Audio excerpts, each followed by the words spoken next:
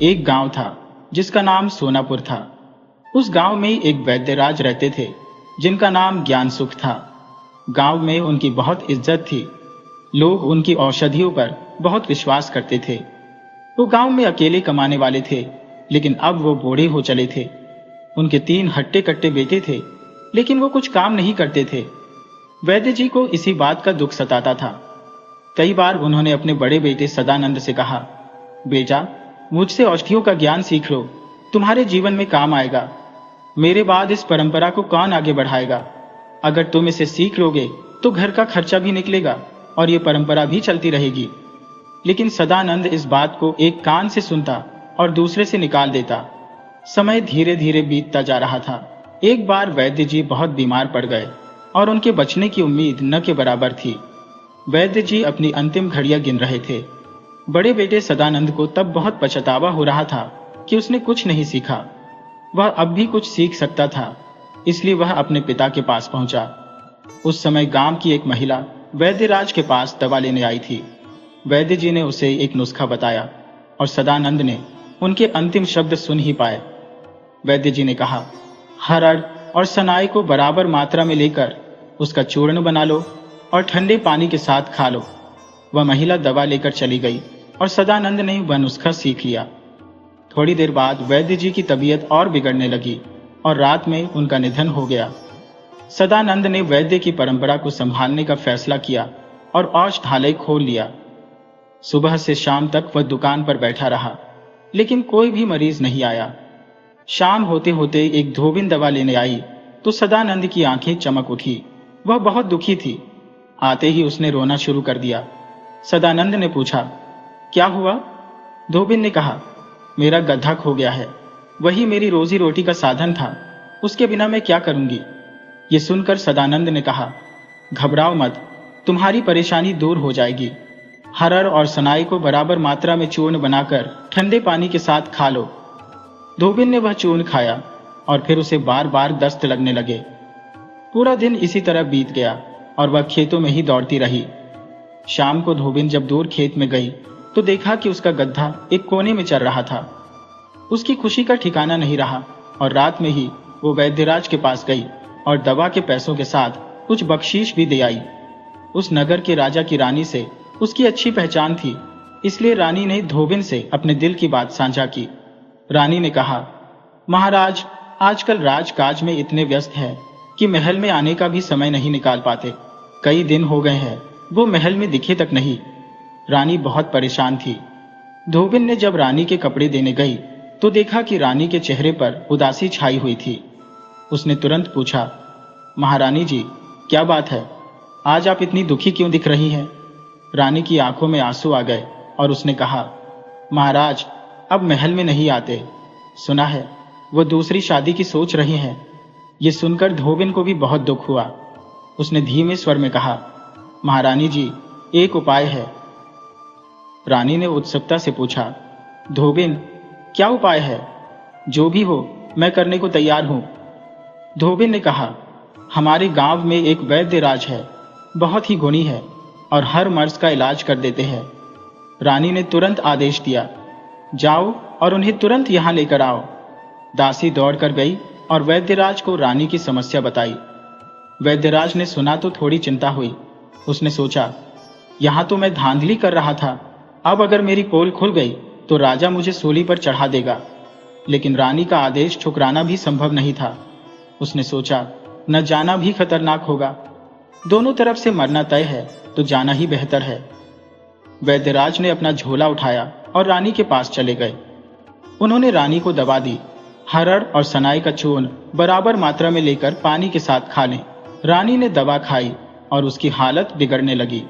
महाराज को खबर मिली तो वो तुरंत सारे काम छोड़कर महल आ गए। पूरी रात उन्होंने रानी की देखभाल की, जिससे रानी बहुत खुश हुई। अगले दिन रानी ने धोबिन से कहा, तुम्हारे वैद्यराज की दवा कड़वी तो बहुत थी, पर असर भी जबरदस्त हुआ। मुझे पूरा फायदा हुआ। रानी ने अपनी मोतियों की माला निकालकर धोबिन को दी और कहा, जाओ वैद्यराज को तुरंत बुलाकर लाओ। धोबिन तुरंत गई और वैद्यराज को ले आई। वैद्यराज महारानी से मिलने में घबराए हुए थे। सोच रहे थे कि कहीं दवा का गलत असर तो नहीं हुआ। लेकिन जब उन्होंने रानी को देखा तो राहत की सांस ली। रानी ने महाराज से कहा, महाराज, आज हमारी जान इन्हीं वैद्यराज की वजह से बची है। इन्हें राजवैद्य बना दीजिए। महाराज ने रानी की खुशी के लिए राजवैद्य बनने का आदेश दे दिया। सदानंद ने कभी सोचा भी नहीं था कि उसकी किस्मत अचानक ऐसे पलटेगी। वो खुशी से झूम उठा, लेकिन साथ ही उसे एक डर भी सताने लगा। उसे लगने लगा कि यह तो धोखाधड़ी थी। अब आगे अगर पोल खुली तो क्या होगा, और जब अगली बार कोई मुश्किल आई तो वो क्या करेगा। वास्तव में उसकी असली परेशानी अब शुरू होने वाली थी। एक दिन पड़ोसी देश के राजा ने अचानक से आक्रमण कर दिया। राजा बहुत चिंतित हो गए। महारानी ने पूछा, महाराज, आप इतने परेशान क्यों हैं? राजा ने गहरी सांस लेते हुए कहा, महारानी, पड़ोसी देश के राजा ने बिना किसी चेतावनी के हमला कर दिया है। अब इतनी जल्दी हम क्या करेंगे? हमारी तैयारी भी अधूरी है। महारानी ने एक पल सोचा और फिर आत्मविश्वास से कहा, इसका समाधान है महाराज। राजा ने आश्चर्यचकित होकर पूछा, क्या समाधान है महारानी? महारानी मुस्कुराते हुए बोली, हमारे राजवैद्य सदानंद जी के पास हर मर्ज की दवा है। राजा ने हैरानी से कहा, लेकिन राजवैद्य युद्ध के मामले में क्या कर सकते हैं? दवा का यहाँ क्या काम?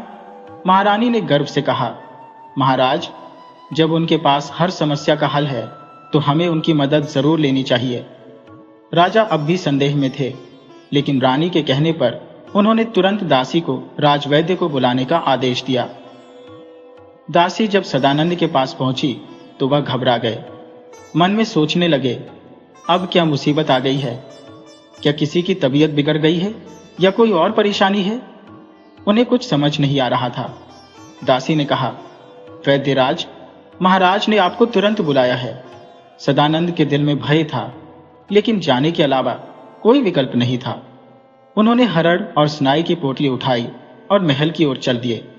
महाराज के सामने पहुंचकर सदानंद ने प्रणाम किया और पूछा, कहिए महाराज, क्या हुक्म है?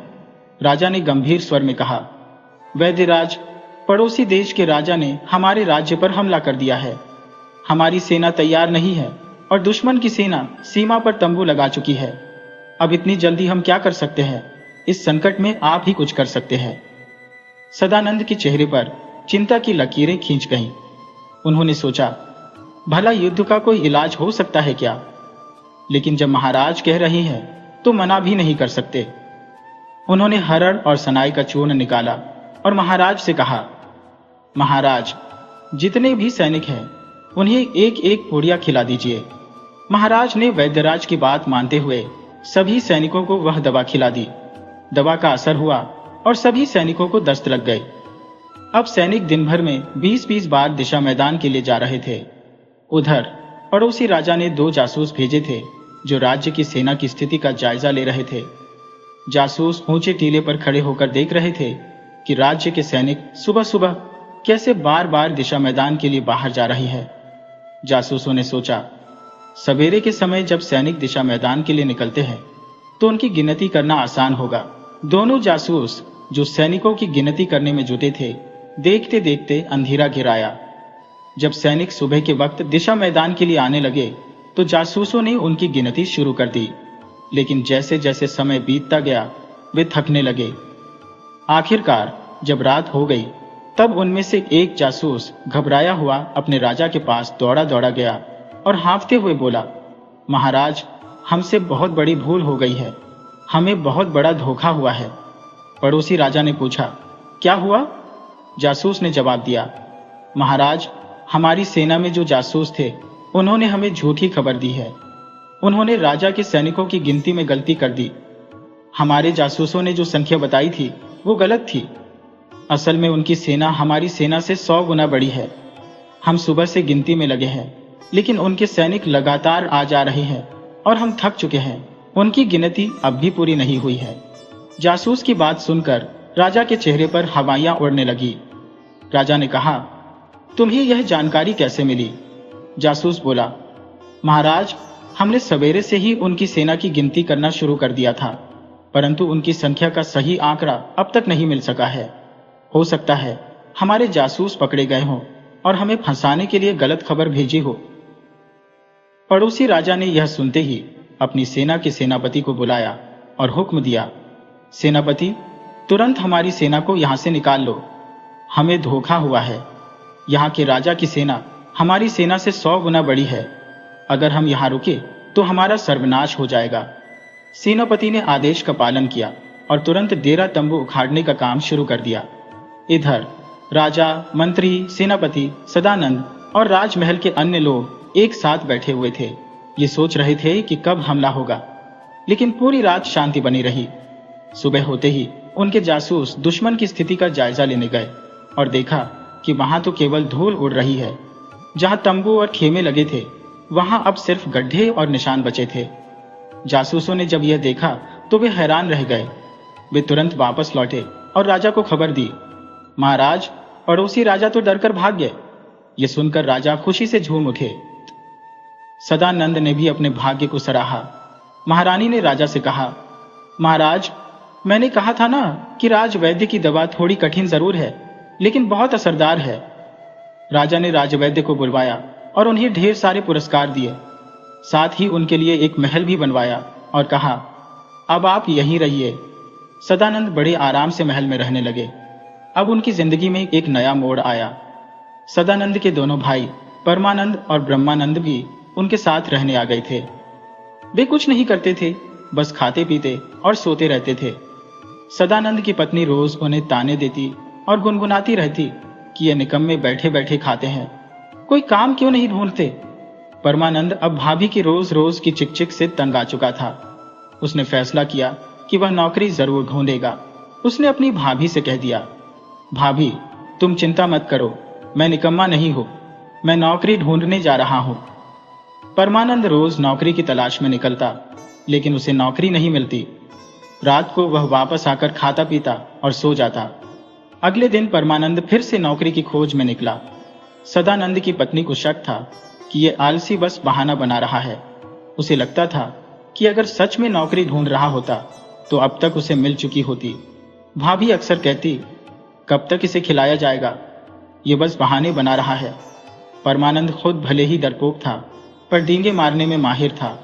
उसकी इस आदत की वजह से सदानंद की पत्नी को हमेशा शक रहता कि वो सच में नौकरी ढूंढने नहीं जाता। एक दिन परमानंद ने भाभी से कहा, भाभी, मेरे लिए खाने का कुछ बना देना, मैं नौकरी ढूंढने जा रहा हूं। उसकी भाभी ने मन में एक योजना बनाई और 30 लड्डू बनाकर उनमें घातक जहर मिला दिया। जब परमानंद अगले दिन नौकरी की खोज में जाने को तैयार हुआ तो उसने भाभी से पूछा, भाभी, मेरा खाना तैयार है और जलपान बांध दो। भाभी ने एक कुटिल मुस्कान के साथ जलपान बांध दिया और बोली, देवर जी, तुम्हारा जलपान तैयार है, ले जाओ और अब कभी लौट कर मत आना। परमानंद ने खुश होकर कहा, भाभी, अब मैं नौकरी ढूंढकर ही लौटूंगा, ऐसे खाली हाथ नहीं।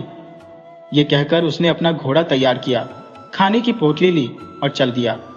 चलते चलते उसने अपने राज्य की सीमा पार की और शांतिनगर की सीमा में प्रवेश किया। शांतिनगर उस समय डाकुओं के आतंक से थर थर कांप रहा था। डाकुओं का एक बड़ा गिरोह, जिसमें 30 दुर्दांत डाकू शामिल थे, पूरे राज्य में खौफ का माहौल बनाए हुए थे।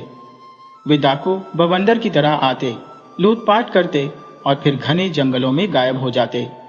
राजा ने इन डाकुओं को पकड़ने या मारने के लिए भारी इनाम भी घोषित कर रखा था, लेकिन कोई भी इनका पता नहीं लगा पाया था। परमानंद जब शांतिनगर के घने जंगलों में पहुंचा तो उसका घोड़ा सरपट दौड़ रहा था। उसने एक मैदान में पहुंचकर घोड़े को रोका और एक पेड़ के नीचे विश्राम करने के लिए लेट गया। जल्दी ही उसे नींद आ गई। अभी वह गहरी नींद में था, तभी मैदान में घोड़ों की टापों की आवाज गूंजने लगी। कई घुड़सवार वहां पहुंचे। उन्होंने देखा कि एक आदमी सो रहा है और उसका घोड़ा बंधा हुआ है। ये वही दुर्दांत डाकू थे। एक डाकू उसके पास आया और उसकी पोटली खींच ली। उन्होंने आसपास देखा, पर और कुछ नहीं मिला। वह डाकू पोटली लेकर अपने सरदार के पास गया और बोला, सरदार जी, इसके पास यही एक पोटली है और कुछ नहीं। सरदार ने कहा, लाओ देखते हैं इस पोटली में क्या है। पहले माल देखो, फिर उस आदमी का काम तमाम करेंगे। जब सरदार ने पोटली खोली तो उसमें लड्डू निकले। सभी डाकू भूख से व्याकुल थे, इसलिए उन्होंने बिना सोचे समझे लड्डू खा ली। लड्डू खाते ही उन्हें नींद आने लगी और वे सभी लुढ़क कर सो गए। उधर जब परमानंद की नींद खुली तो उसने देखा कि उसके चारों तरफ 30 लोग बेसुध पड़े हैं। वह चौंक गया और सबको हिलाकर देखा, पर कोई नहीं हिला। उसने पहचाना कि ये वही डाकू है जिनकी चर्चा उसने अपने राज्य में सुनी थी। परमानंद ने सभी डाकुओं के कान काटे और उन्हें एक चादर में बांध लिया। फिर वह शांति नगर में एक धर्मशाला में ठहरा। आराम से खाना खाकर वह सो गया। सुबह उठकर जब वह नगर में घूमने निकला तो देखा कि चौक में एक बड़ी सभा लगी हुई है। नगरवासी खुशी से बतिया रहे थे कि मंत्री और सेनापति ने डाकुओं का सफाया कर दिया है। परमानंद भी वहां तमाशा देखने लगा। राजा जैसे ही पुरस्कार की घोषणा करने वाले थे, परमानंद ने उनके सामने आकर कहा, महाराज, इन सेनापति जी ने अगर डाकुओं को मारा है तो जरा इनसे पूछिए कि इनके कान कहाँ है। अब तक किसी ने उन डाकुओं के कानों पर ध्यान नहीं दिया था। सभी लोग डाकुओं के कान देखने के लिए झुके। अरे ये क्या, ये तो सचमुच बड़ी अजीब बात थी। उन डाकुओं के कान सचमुच गायब थे। राजा ने सेनापति से पूछा, बताओ सेनापति जी, इन डाकुओं के कान कहाँ है? मंत्री और सेनापति दोनों एक दूसरे की ओर देखने लगे। उनके पास कोई जवाब नहीं था। तभी परमानंद आगे आया और बोला, ये जवाब नहीं देंगे महाराज।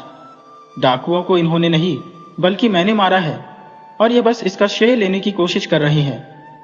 राजा ने फिर सेनापति से पूछा, क्या ये सच कह रहे हैं? लेकिन सेनापति ने कोई जवाब नहीं दिया। वे जवाब क्या देते? परमानंद ने तुरंत एक चादर खोलकर दिखाया जिसमें डाकुओं के कान बंधे हुए थे। उसने कहा, महाराज, इन डाकुओं को मैंने मारा है और सेनापति जी झूठ बोल रहे हैं। राजा को बहुत गुस्सा आया। उन्होंने उसी समय सेनापति को उनके पद से हटा दिया और परमानंद को राज्य का नया सेनापति बना दिया। इसके साथ ही उसे 30 मार खां की उपाधि दी गई। अब परमानंद शांतिनगर का सेनापति बन चुका था। उसने कभी सोचा भी नहीं था कि उसकी जिंदगी में ऐसा मौका आएगा। अब परमानंद के अच्छे दिन आ गए थे।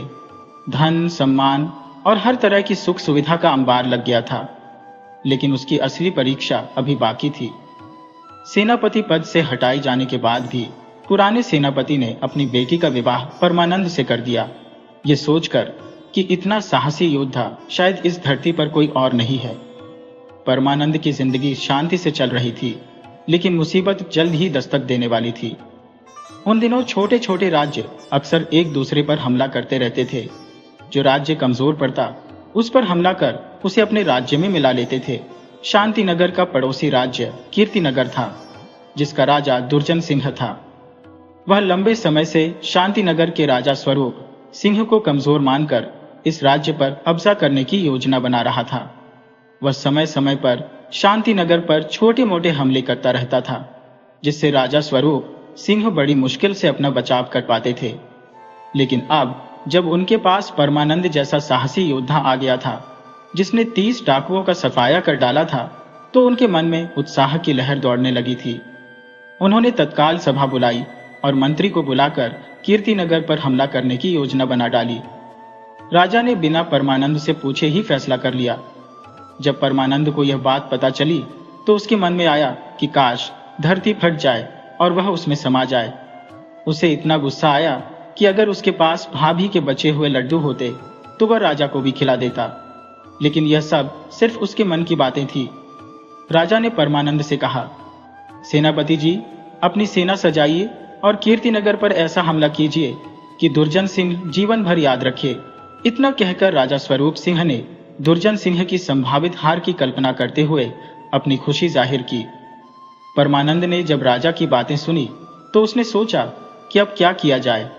राजा ने उसे अस्तबल में जाकर अपना घोड़ा चुनने का आदेश दिया। अस्तबल में सभी घोड़े खड़े थे। परमानंद ने देखा कि उनमें से एक घोड़ा 3 टांगों पर खड़ा था और अपनी एक टांग ऊपर किए हुए था। परमानंद ने वही घोड़ा चुना। उसने सोचा कि यह घोड़ा लंगड़ा है और धीरे धीरे चलेगा। जब सारी सेना आगे बढ़ जाएगी तो मैं पीछे रह जाऊंगा। सेना लड़ाई करेगी और मैं बच जाऊंगा। उसके इस घोड़े को चुनने पर मंत्री ने उसकी तारीफ की और राजा से कहा, देखिए महाराज, सेनापति जी कितने समझदार हैं। उन्होंने सबसे बेहतरीन नस्ल का घोड़ा चुना है। असल में इस घोड़े की नस्ल ऐसी होती है कि ये अपने एक पैर को आराम देता रहता है, इसलिए लगता है कि यह 3 पैरों पर खड़ा है, लेकिन भागने में यह सबसे तेज होता है। बेचारे परमानंद को यह बात पता नहीं थी, इसलिए उन्होंने गलती से सबसे तेज दौड़ने वाले घोड़े को चुन लिया। राजा ने खुश होकर कहा, वही तो सेनापति जी, उनके बराबर का योद्धा कोई नहीं है। परमानंद जब युद्ध के लिए घर से विदा लेने गए तो उन्होंने अपनी पत्नी से कहा, मुझे घोड़े पर अच्छी तरह से बांध दो। उनकी पत्नी ने हैरानी से पूछा, स्वामी ऐसा क्यों? परमानंद ने साहस जुटाते हुए कहा, ताकि मैं युद्ध करते वक्त गिर न जाऊं। मैं जान की बाजी लगाकर लड़ूंगा और मैदान जीतकर लौटूंगा। इस पर उनकी पत्नी ने उन्हें घोड़े से मजबूती से बांध दिया। एक तलवार उनकी कमर में थी और 2 तलवारें उन्होंने हाथों में पकड़ ली और फिर वह युद्ध के लिए रवाना हो गए। परमानंद के लिए वह घोड़ा किसी आश्चर्य से कम नहीं था, जिसे वह लमड़ा समझ रहे थे। वह तो हवा से बातें करता था। जैसे ही घोड़ा भागा, परमानंद के डर के मारे होश उड़ गए। उन्होंने अपने देवी देवताओं को याद करते हुए जोर जोर से बचाओ बचाओ चिल्लाना शुरू कर दिया। उनके चिल्लाने की आवाज को युद्ध के नगाड़ों की धुन में सैनिकों ने समझा कि वह जोश और उत्साह बढ़ाने के लिए नारे लगा रहे हैं। सैनिकों में जोश और बढ़ गया और वे जोर जोर से जयघोष के नारे लगाने लगे। घोड़ा तेजी से भाग रहा था और परमानंद अब उससे मुक्ति पाना चाहते थे। वह चारों ओर देख रहे थे कि कोई सहारा मिले तो उसे पकड़ ले। तभी उन्होंने देखा कि 2 पेड़ पास आते जा रहे हैं। उन्होंने तुरंत योजना बनाई और अपनी तलवारें फेंक दी। जैसे ही घोड़ा पेड़ों के बीच से निकला, परमानंद ने पेड़ को पकड़ लिया, इस उम्मीद से कि शायद घोड़ा रुक जाए। लेकिन घोड़ा कहाँ रुकने वाला था। वह और तेजी से भागा और वह पतले पेड़ उखड़कर परमानंद के हाथों में आ गए। अब परमानंद की हालत बहुत भयानक हो गई थी। सामने कीर्तिनगर के सेनापति ने अपनी सेना को तैयार किया हुआ था। जैसे ही युद्ध का बिगुल बजा, उन्होंने देखा कि सामने से एक भयानक योद्धा आ रहा है। परमानंद के भयानक स्वर और उनके हाथों में पेड़ देखकर कीर्तिनगर का सेनापति डर गया। वह पहले ही परमानंद की बहादुरी के किस्से सुन चुका था और अब इस रूप में उन्हें देखकर और भी भयभीत हो गया। उसने सोचा, यह योद्धा जो हथियार की जगह पेड़ों का इस्तेमाल करता है, वह कितना बलवान होगा। इससे तो मैं मर ही जाऊंगा। इससे अच्छा है कि मैं यहां से भाग जाऊं। ऐसा सोचकर उसने अपना घोड़ा घुमाया और तेजी से वहां से भाग गया। जब सेनापति 30 मार खां के सैनिकों ने उसे भागते देखा तो वे भी उसके पीछे पीछे अपने प्राणों की रक्षा के लिए भागने लगे। थोड़ी ही देर में पूरा मैदान खाली हो गया। परमानंद की सेना ने जब यह देखा तो वे खुशी से झूम उठे। परमानंद को अब घोड़े से भी नहीं उतरना पड़ा। सैनिकों ने उन्हें घोड़े से उतारकर अपने कंधों पर उठा लिया और खुशी से नाचने लगे। चारों ओर से सेनापति की जय के नारे गूंजने लगे। कीर्तिनगर के राजा दुर्जन सिंह ने स्वरूप सिंह के सामने संधि का प्रस्ताव भेज दिया और उसकी अधीनता स्वीकार कर ली। अब कीर्तिनगर भी स्वरूप सिंह के कब्जे में आ गया था। राजा स्वरूप सिंह, जो लंबे समय से इस जीत का सपना देख रहे थे, आज उसे सच होते देखकर अत्यंत प्रसन्न थे। उन्होंने परमानंद को अकूत संपत्ति और उपहार दिए, जिसमें हाथी, घोड़े और हीरे जवाहरात से भरे थाल शामिल थे। जब विजयी सेना और सेनापति परमानंद 30 मार खां वापस लौटे तो नगर वासियों ने उनका भव्य स्वागत किया। सेनापति का शानदार जुलूस निकाला गया, जिसमें उनका जोरदार अभिनंदन किया गया। राजा स्वरूप सिंह ने परमानंद के लिए खजाने के द्वार खोल दिए और एक शानदार महल बनवाया। अब परमानंद राजा के सबसे खास व्यक्ति बन चुके थे और उनके दिन बड़े ही आराम से बीतने लगे। इसी बीच ब्रह्मानंद विजयनगर की सीमा में दाखिल हुआ। वह वर्मन के दरबार में पहुंचा और राजा को प्रणाम करके बोला, महाराज, मुझे आपके यहाँ सेवा करने का अवसर दीजिए। मैं नौकरी की तलाश में आपके यहाँ आया हूँ। राजा वर्मन ब्रह्मानंद की बातचीत के ढंग से बहुत प्रभावित हुए और बोले, मैं तुम्हें रख लूंगा, लेकिन यह तो बताओ कि तुम क्या काम करोगे।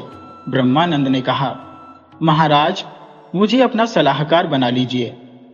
राजा थोड़ा चौंके और नाराजगी भरे स्वर में बोले, इतने बड़े पद पर तुम्हें कैसे रख सकता हूं?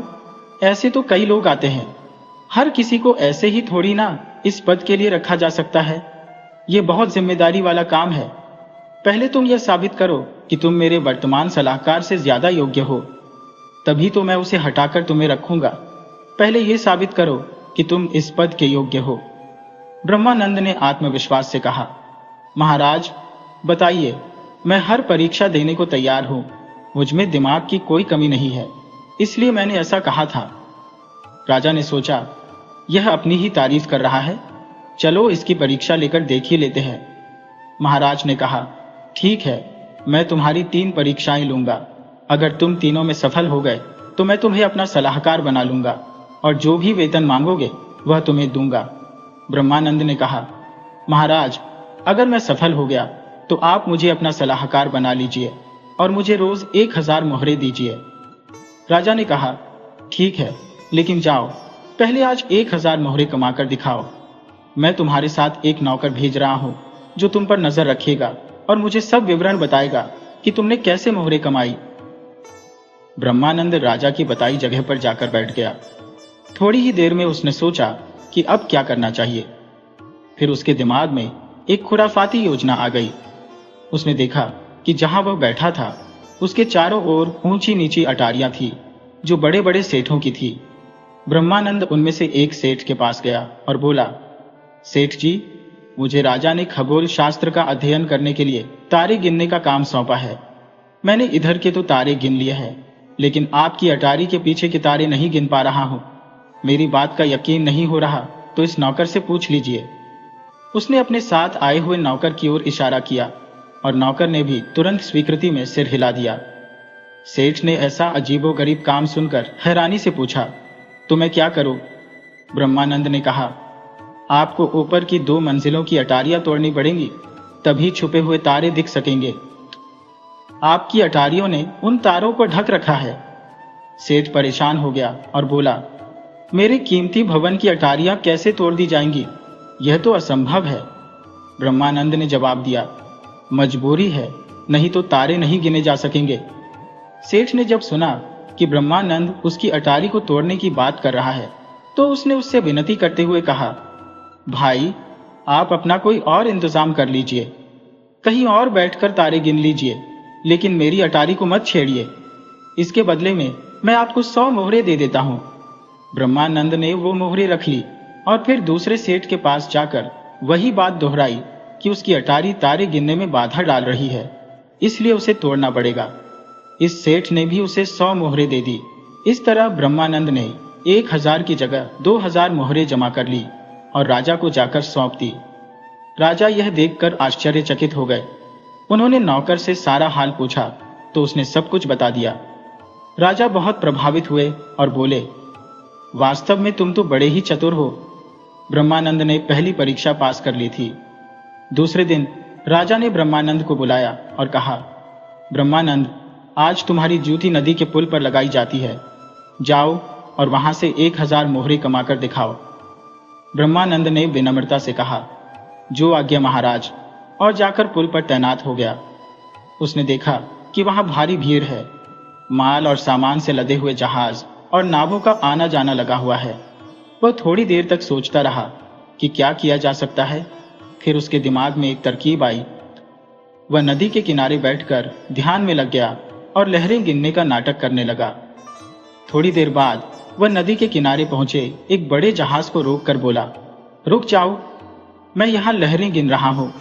यहाँ बांध बनने वाला है और मैं लहरें गिनकर नदी का परिमाप जानने की कोशिश कर रहा हूँ।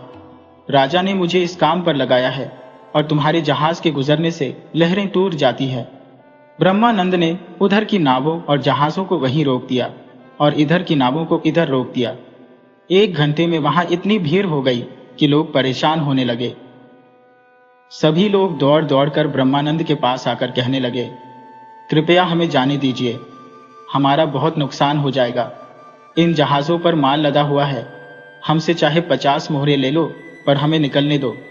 ब्रह्मानंद ने कहा, ठीक है, देखता हूं। थोड़ी ही देर में ब्रह्मानंद के पास मोहरों का ढेर लग गया। रात को जब वह राजा के पास लौटा तो उसने थैली राजा के सामने रख दी। राजा ने मोहरों को देखा और नौकर से पूछा तो उसने सारी बात बता दी। राजा बोले, वाह, सच में यह व्यक्ति बहुत ही चतुर है। अब इसकी सिर्फ एक ही परीक्षा बाकी है। अगले दिन राजा ने ब्रह्मानंद से कहा, ब्रह्मानंद, अब तुम्हारी आखिरी परीक्षा बाकी है। ब्रह्मानंद ने प्रणाम करते हुए कहा, जो आज्ञा महाराज, आप परीक्षा ले सकते हैं। राजा ने अपना दल बल सजाया और कहा, चलो आज गंगा स्नान करने चलते हैं। ब्रह्मानंद को भी साथ ले लिया गया। गंगा के किनारे जाकर उन्होंने अपना डेरा डाल दिया। वहां का अद्भुत नजारा देखकर ब्रह्मानंद मोहित हो रहा था। सुबह से ही लोग वहां स्नान कर रहे थे, आरती कर रहे थे और गंगा की लहरों में लाली उतर आई थी। दोपहर को राजा ने ब्रह्मानंद को एक मटकी देते हुए कहा, ब्रह्मानंद, जाओ मेरे लिए बिना पैसे दिए 1 किलो घी लेकर आओ। ब्रह्मानंद ने कहा, जो आज्ञा महाराज, और वह मटकी लेकर बाजार की ओर चल दिया। राजा ने उसके साथ एक नौकर भेज दिया। ब्रह्मानंद एक दुकानदार के पास गया और कहा, भाई, हमारे मालिक यहाँ पास में ठहरे हैं, 1 किलो घी चाहिए। दुकानदार ने कहा, ठीक है, ले लो। ब्रह्मानंद ने कहा, पहले मैं अपने मालिक को दिखा दूं, अगर उन्हें पसंद आ गया तभी तो लूंगा।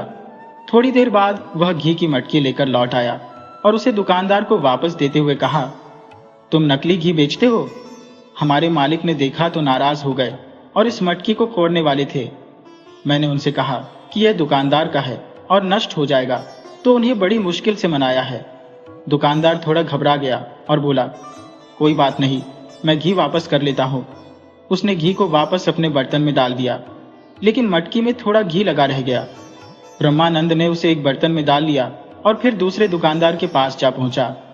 वहां भी उसने वही बात दोहराई और इस प्रकार घंटों तक वह एक दुकान से दूसरी दुकान पर घूमता रहा।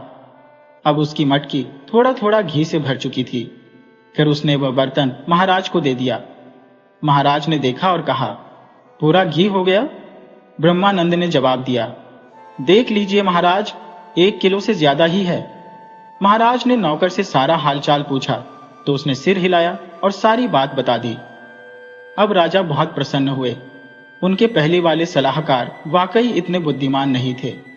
राजा ने वापस आकर उस सलाहकार को हटा दिया और ब्रह्मानंद को अपना नया सलाहकार नियुक्त कर लिया। धीरे धीरे ब्रह्मानंद राजा का दाहिना हाथ बन गया। सभी महत्वपूर्ण फैसले वही लेता था और कई महत्वपूर्ण निर्णय उसके बिना अधूरे रहते थे। ब्रह्मानंद के दिन भी बड़े सुखपूर्वक बीत रहे थे।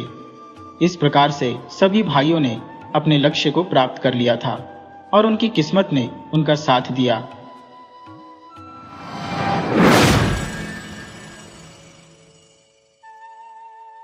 लगभग 40 साल पहले की बात है, जब राधिका और रामचरण का विवाह हुआ था। रामचरण के 3 संतानें थी, 2 बेटियां और 1 बेटा। उसके बड़े भाई शिवचरण के 4 बच्चे थे और वे पति पत्नी की देखभाल भी रामचरण और राधिका के जिम्मे ही थी। शिवचरण का शराब पीने का स्वभाव था, जिसके कारण उसका सारा कामकाज ठप हो चुका था। ऐसे में उसके बच्चों की जिम्मेदारी भी राधिका और रामचरण को निभानी पड़ रही थी। रामचरण की एक छोटी सी दुकान थी, जिससे मुश्किल से खाने और बच्चों की पढ़ाई के लिए पैसे जुटते थे। राधिका का मायका बहुत धनी था। उसके भाइयों ने अपनी 25वीं सालगिरह के अवसर पर राधिका की स्थिति को समझते हुए उसे 5 लाख रुपए देने का निर्णय लिया। जब यह टेलीग्राम आया तो राधिका की खुशी का ठिकाना नहीं था। रामचरण अपनी छोटी सी दुकान में व्यस्त रहता था और उसकी जेठानी सुधा, जो बड़ी चालाक औरत थी, अपने पति शिवचरण के नकारापन का पूरा फायदा उठाकर राधिका पर धौंस जमाती थी। राधिका सरल और सीधी सादी औरत थी, जिसका सुधा पूरी तरह से फायदा उठा रही थी।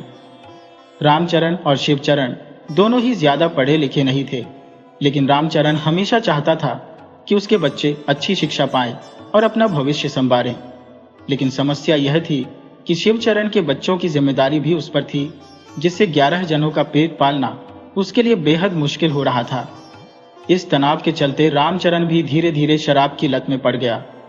रामचरण और शिवचरण का एक चचेरा भाई राकेश था, जो पड़ोस में रहता था और थोड़ा पढ़ा लिखा था, लेकिन बहुत ही चालाक था। रामचरण और शिवचरण जब भी किसी सलाह या कानूनी समस्या में उलझते थे तो राकेश से मदद मांगते थे। राधिका के भाइयों ने जो पैसे भेजे थे उन पर सभी की नजरें थी और सब अपने अपने तरीके से उन पैसों को हथियाना चाहते थे। राधिका के भाइयों ने उसे यह शर्त रखी थी कि जब वह अपने लिए एक अलग घर तलाश लेगी तभी वे उसे पैसे देंगे। रामचरण ने राकेश को बुलाकर विचार विमर्श करने को कहा। राकेश, जो अपनी चाल में माहिर था, ने रामचरण को बताया कि पहले पैसे हाथ में आ जाएं, तभी मकान लेने की सोचे। राधिका ने अपने भाइयों से पैसे की बात की और उन्हें समझाया कि उन पर भरोसा है या नहीं। भाइयों ने बहन पर भरोसा दिखाते हुए चेक के माध्यम से पैसे देने का फैसला किया। राधिका का कोई बैंक खाता नहीं था, तो राकेश ने उसके नाम पर खाता खुलवाया और उसमें 65 रुपये जमा कर दिए। ये सुनकर राधिका बहुत खुश हुई, लेकिन सुधा की ईर्ष्या बढ़ गई। राकेश की चालाकी यही खत्म नहीं हुई। उसने सुझाव दिया कि 5 लाख रुपए में कोई घर मिलने से रहा, क्यों न एक प्लॉट खरीद ले और बाद में उसे महंगे में बेच दे। इससे फायदा होगा और कुछ पैसे बच भी जाएंगे, जिससे आप एक अच्छा सा घर भी खरीद सकते हैं और प्लॉट भी आपके पास रहेगा। राधिका, रामचरण और उसके परिवार को सपने दिखाए जा रहे थे, लेकिन राकेश की चालों का मकसद कुछ और ही था। राधा ने कहा, भैया, मैं अपने पति से पूछकर तुम्हें बताती हूं। जब रात को रामचरण घर लौटा तो राधिका ने उसे सारी बात बताई। रामचरण ने कहा, राधा, मुझे कुछ भी नहीं पता, तो मैं क्या सलाह दूं? मैंने न तो कभी जमीन खरीदी है, न ही बेची है। सच कहूं तो मैं इस बारे में कुछ कहना भी नहीं चाहता। ये पैसे तुम्हारे भाई ने दिए हैं, तो तुम उनसे ही सलाह ले लो। राधिका ने सोचा, अगर मैं भाई से पूछूंगी तो पता नहीं वे क्या क्या कहेंगे। क्यों ना अपनी सहेली वृंदा से पूछ लूं, जो पड़ोस में रहती है। जब राधिका ने वृंदा से बात की तो उसने कहा, देख राधिका, इसमें कोई बुराई नहीं है। राजेश पर भरोसा करो, वो अपना है। अगले ही दिन राजेश आ गया और उसने कहा, भाभी, प्लॉट खरीद लो। देखो, एक प्लॉट 80,000 रुपए का आ रहा है। 4 प्लॉट खरीद लेते हैं, जल्दी ही कीमतें बढ़ जाएंगी, फिर डबल में बेच देंगे। इधर तुम्हारे बैंक में पड़े 1,80,000 रुपए पर ब्याज भी मिलता रहेगा। सोचो, 5 लाख के 10 लाख बन जाएंगे, फिर तुम आलीशान घर और गाड़ी भी खरीद सकती हो। राधिका बहुत खुश हो रही थी और कहने लगी, भैया देखो ना, मैं सच कहती हूँ, पैसा ही पैसे को खींचता है। हमने तो अपनी पूरी उम्र ऐसे ही गुजार दी। बेचारे बच्चे अच्छे खाने और पहनने को तरसते रहे, जिम्मेदारियों ने कभी सिर उठाने ही नहीं दिया। राधिका के चेहरे पर संतोष छलक रहा था, जबकि राजेश एक कुटिल मुस्कान के साथ उसे देख रहा था। जिसे खुद पर विश्वास होता है, वह दुनिया को भी अच्छे नजरिए से देखता है और उसी की तरह दूसरों को भी सही मानता है। राधिका और रामचरण की बड़ी बेटी ईशा अभी किशोरावस्था में थी। उसे बैंक के बारे में कुछ खास पता नहीं था, पर वह समझने की कोशिश कर रही थी। 4 दिन बीते थे जब शाम के समय राजेश फिर से आया। उस समय रामचरण भी घर पर था। राजेश ने खुश होकर कहा, भैया, बताया नहीं आपको, भाभी ने शास्त्री नगर में 4 प्लॉट्स इकट्ठे खरीद लिए हैं। रामचरण कहना चाह रहा था कि एक बार देख लेते हैं, लेकिन तभी राधिका बोली, भैया आप बस ले लो जल्दी से, मेरे भाई भी चाहते हैं कि मैं जल्दी से घर खरीद लूं। राजेश ने मुस्कुराते हुए कहा, भाभी आप जल्दी मत करो, सब हो जाएगा। बस मुझ पर विश्वास है ना, सब मेरे ऊपर छोड़ दो। और हाँ, ये चेक है, इसमें साइन कर दो। राधिका ने देखा कि चेक खाली था तो उसने पूछा, भैया इसमें कुछ भरा नहीं है? राजेश ने थोड़ी नाराजगी दिखाते हुए कहा, बस इतना ही भरोसा है अपने देवर पर। राधिका थोड़ी परेशान हो गई, लेकिन उसे कुछ बुरा होने का आभास हो रहा था। फिर भी उसने साइन कर दिए और चेकबुक राजेश को दे दी। राजेश बोला, नहीं भाभी, एक नहीं, 4-5 साइन कर दो। अगर एक लाइन मैच नहीं की तो दूसरी काम आ जाएगी, नहीं तो बैंक के कई चक्कर लगाने पड़ते हैं। इसके बाद कई दिन बीत गए और राजेश राधिका को दिखाई नहीं दिया। जब राधिका ने उसकी पत्नी बीना से पूछा तो उसने बताया कि राजेश आजकल बहुत व्यस्त हो गया है, घर भी देर से आता है और सुबह जल्दी चला जाता है। राधिका ने रामचरण को कई बार बताया, लेकिन वह भी ठीक से जवाब नहीं दे रहा था। रामचरण को बस अपनी दुकान से ही मतलब था। राधिका के मन में चेक साइन करते समय ही शक हो गया था, लेकिन चेक साइन करवाने के बाद राजेश अचानक गायब हो गया था। राजेश का ट्रांसपोर्ट का बिजनेस था और उसने थोड़े समय में अच्छा पैसा कमा लिया था। पर कहते हैं ना, जितना पैसा होता है लालच उतना ही बढ़ता जाता है। एक दिन राधिका ने ठान लिया कि अब बात करनी ही पड़ेगी। वह सुबह जल्दी उठी और राजेश को पकड़ने के लिए उसके घर के पास चली गई। जब राजेश ने राधिका को देखा तो थोड़ा झेंप गया और बोला, भाभी, जान लगा दी मैंने आपके काम के लिए। इतनी भाग दौड़ कर रहा हो कि समय का पता ही नहीं चलता। वकील इतने डॉक्यूमेंट्स बनाते हैं कि समय मिल ही नहीं रहा है। कल या परसों आता हूं सारे कागजात लेकर। राधिका कुछ बोल ही नहीं पाई और रामचरण को उसने जरूर बताया कि राजेश ने आना बंद कर दिया है, लेकिन बात वहीं खत्म हो गई। 5 दिन बाद राजेश फिर आया और बोला, भाभी, आपका काम हो रहा है, बस आपको कुछ दस्तावेजों पर हस्ताक्षर करने होंगे। उसने कागजों का एक पुलिंदा हाथ में पकड़ा हुआ था और टेबल पर कुछ भी नहीं रखा था, लेकिन इस बार राधिका सतर्क थी। उसने ध्यान से देखा तो पाया कि ये पावर ऑफ अटॉर्नी के दस्तावेज थे। राधिका ने हैरानी से पूछा, देवर जी, ये कागज क्यों तैयार करवाए हैं? राजेश तुरंत बोला, भाभी, ये आपकी सहूलियत के लिए है, नहीं तो आपको रोज दफ्तर के चक्कर लगाने पड़ेंगे। राधिका ज्यादा पढ़ी लिखी नहीं थी, लेकिन उसने बहुत कुछ सुना हुआ था। उसे शक तो हो रहा था, मगर खुलकर इजहार नहीं कर सकती थी। आखिरकार रिश्तेदार था, भगवान का नाम लेकर उसने दस्तावेजों पर हस्ताक्षर कर दिए। राजेश की आंखों में चमक आ गई। उस दिन उसने राधिका से मीठी मीठी बातें की और भविष्य के सुनहरे सपने दिखाकर चला गया, ये कहता हुआ कि भाभी, काम जल्दी हो जाएगा। राधिका रोज भगवान से प्रार्थना करती रहती और देखते ही देखते 10 दिन बीत गए। राजेश का कुछ अता पता नहीं था। एक दिन राधिका ने अपनी जेठानी सुधा से कहा, दीदी, आज मैं चाहे कुछ भी हो जाए राजेश भैया के घर जाऊंगी। शाम होते ही उसने खाना तैयार कर दिया और बच्चों से कहा, देखो, मैं राजेश के घर जा रही हूं, थोड़ी देर हो जाएगी, तुम लोग बचे हुए काम निपटा लेना। राधिका जब बीना के घर पहुंची तो बीना ने दरवाजा खोला। बीना, जो राजेश की पत्नी थी, राधिका को देखकर थोड़ा अचंभित हुई, लेकिन फिर प्रणाम करके उसे ड्राइंग रूम में बैठाया। राधिका का आना बीना को थोड़ा असहज लग रहा था। उसके बच्चे खाना खाकर सो चुके थे। बीना ने चाय बनाकर नमकीन के साथ टेबल पर रख दी। राधिका चाय की चुस्कियों के साथ इधर उधर की बातें करती रही, लेकिन उसका ध्यान कहीं और था। जैसे ही राजेश घर के अंदर आया और उसने राधिका को देखा, वह चौंक गया। हाथ मुंह धोकर वह राधिका के सामने आकर बैठ गया। राधिका ने बिना किसी भूमिका के सीधे पूछा, भैया, क्या विचार है? कहाँ है वो प्लॉट? कितने में मिले हैं? क्यों कुछ नहीं बता रहे आप? आप जानते हैं, वैसे भाई ने पैसे दिए हैं, मेरा और उनके नाम का सवाल है। जो भी करना है जल्दी करो राजेश भैया, मुझे आप पर भरोसा है, मेरा नाम खराब मत करना। राजेश तुरंत ही पलट गया और बोला, भाभी, इन कामों में देर लगती है और आपको मुझ पर विश्वास ही नहीं रहा। बेशक आप ये काम किसी और को दे दो, आज मैं सारे पेपर लाकर दे देता हूं। राधिका को उसका रवैया बहुत बुरा लगा, लेकिन वह मजबूर थी। किस पर भरोसा करती? वह चुपचाप घर आ गई और आकर खूब रोई। उसे यह चिंता खाई जा रही थी कि मकान मिले या न मिले, लेकिन मायके में उसका नाम खराब न हो। भाइयों और भाभियों के सामने उसे बहुत बुरा लग रहा था। उसने रामचरण को भी कुछ नहीं बताया और बिना खाना खाए सो गई। राधिका की चिंता बढ़ती जा रही थी और आजकल उसे नींद भी नहीं आ रही थी। उसने अपने कम पढ़े लिखे होने का भी बहुत दुख महसूस किया। हालात हमेशा उसके खिलाफ ही रहे थे। उसकी जेठानी सुधा, जो खुद को बड़ी समझती थी, मन ही मन खुश थी। सुधा का बड़ा बेटा कॉलेज में आ गया था और वह सोच रही थी कि 2 साल और राधिका यहां ना जाए, फिर चाहे कुछ भी हो, वह खुद ही अलग हो जाएगी।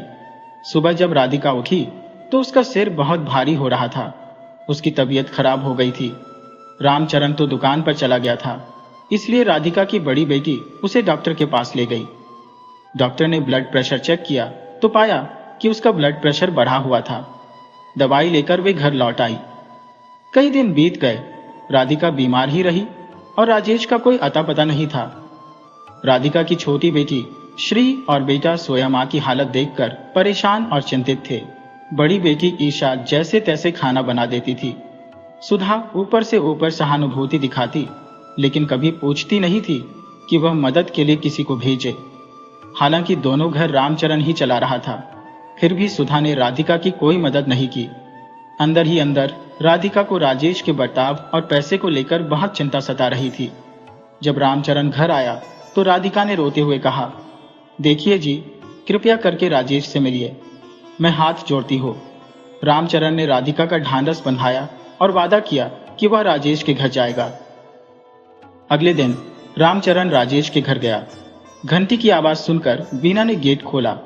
रामचरण को देखकर वह सहम गई और एक तरफ खड़ी हो गई। जब रामचरण घर में दाखिल हुआ तो उसने देखा कि राजेश के बच्चे टीवी में मग्न थे। राजेश के चेहरे पर चिंता साफ झलक रही थी, मानो कुछ बड़ा मसला हो। पहले जब पैसे नहीं मिले थे तब उसका मुंह बंद नहीं होता था। अब उसने ठंडी आवाज में कहा, भैया, प्लॉट के लिए थोड़ा समय देना होगा, अभी कुछ नहीं मिलेगा। आप और भाभी क्यों मुझे चोर बनाने पर तुले हैं? आपको मेरी नीयत पर शक क्यों हो रहा है? रामचरण अपमानित महसूस करने लगा और बोला, भैया देख लो, हम इतने पढ़े लिखे नहीं हैं, हमें तो बस आप पर भरोसा था। वह चुपचाप वापस घर आ गया। राधिका और रामचरण चिंतित थे। राधिका की तो नींद भी उड़ चुकी थी। राजेश के बर्ताव और पैसे की चिंता ने उसे खा लिया था। अगले दिन रामचरण ने अपनी परेशानी एक दोस्त से साझा की, जिसने बताया कि एक अच्छा प्लॉट हाथ में है और कीमत भी मुनासिब है। रात को घर आकर जब रामचरण ने राधिका को सारी बात बताई तो दोनों ने तय किया कि कल प्लॉट देखने जाएंगे। बैंक में जो रकम जमा है उससे खरीद लेंगे। राजेश जब पैसे देगा तब मकान बनवा लेंगे। प्लॉट सही मायनों में एक अच्छी जगह पर था और दोनों को पसंद आ गया। रात को घर लौटकर रामचरण ने कहा कि राजेश से पासबुक और चेकबुक दोनों ले आए। अगले दिन राधिका ने ईसा की मदद से चेक भरा और बैंक चली गई। चेक 60,000 रुपए का था। राधिका काउंटर पर इंतजार करती रही। उसकी बेचैनी बढ़ती जा रही थी।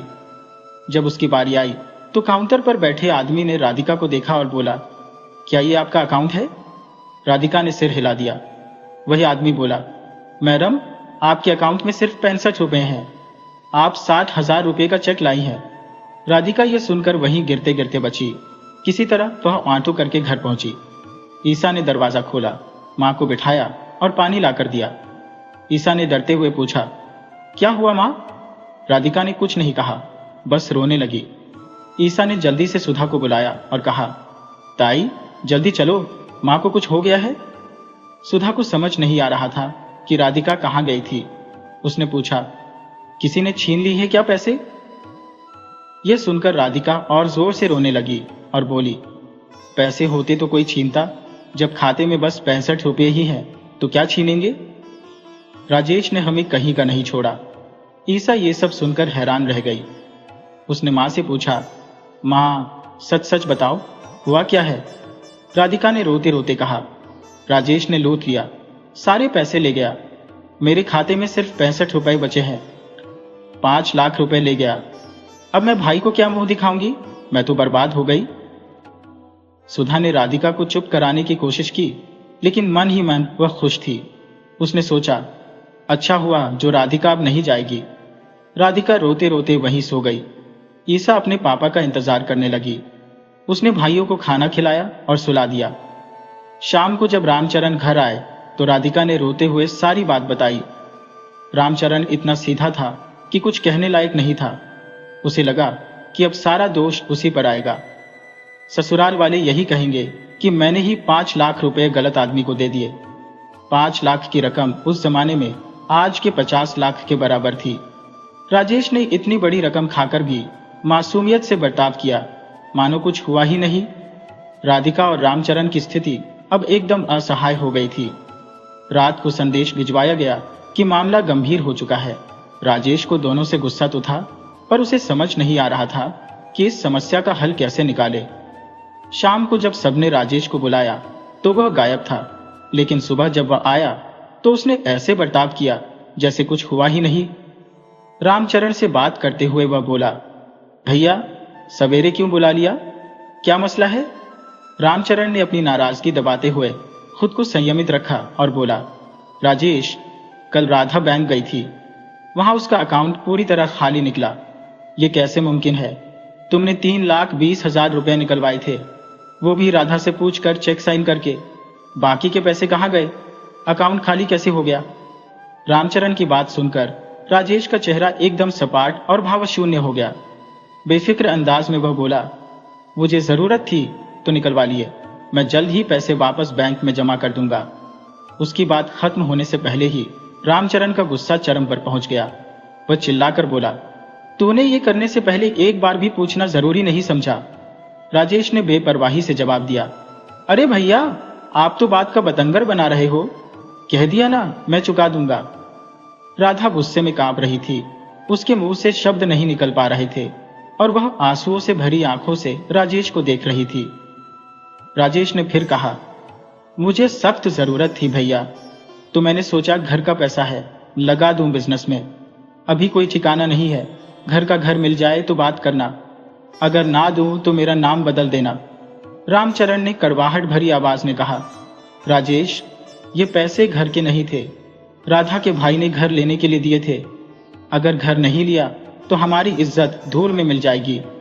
राजेश ने उसकी बात काटते हुए कहा, भैया, आप लोगों को घर मिल जाए तो मैं पैसे दे दूंगा, अब भी मुझे जाना है। रामचरण ने कहा, राजेश, हमने एक प्लॉट देखा है 60,000 में, अभी वो पैसे दे दो और बाकी बैंक में जमा करा दो, और जो प्लॉट तुमने खरीदा है उसे बेचकर 3,20,000 वापस करो। मुझे कोई झगड़ा नहीं चाहिए। राजेश ने खींचते हुए कहा, अरे, झगड़ा आप कर रहे हो? क्या छोटे भाई का इतना भी हक नहीं है? आप तो पूरा परिवार संभाल कर बैठे हो और मैंने थोड़े से पैसे क्या ले लिए? आप गुस्सा कर रहे हो। राजेश की बातों में जरा भी पछतावा नहीं था। उसने कहा, राधा भाभी, सब लौटा दूंगा, दिल बड़ा करिए, और मुस्कुराकर जाने लगा।